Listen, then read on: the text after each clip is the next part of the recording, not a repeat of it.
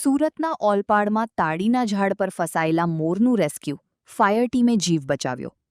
સુરતના ઓલપાડ ગામ ખાતે તાડીના ઝાડ પર ફસાયેલા મોરનું ફાયર વિભાગ દ્વારા સફળતાપૂર્વક રેસ્ક્યુ કરવામાં આવ્યું છે.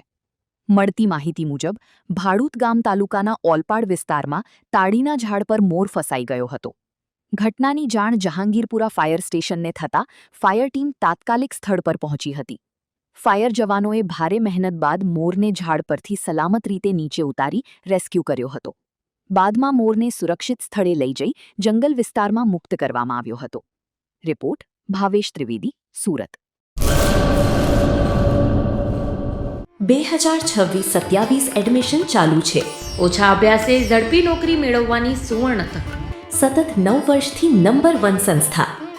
અનેક વિદ્યાર્થીઓ સરકારી નોકરી મેળવી ચૂક્યા છે. ફાયર સેફટી કોર્સની થિયરી અને પ્રેક્ટિકલ તાલીમ સચોટ રીતે આપતી એકેડમી એટલે Gujarat industrial fire and safety academy. પ્રવેશ લાયકાત ધોરણ 10 થી 12 પાસ.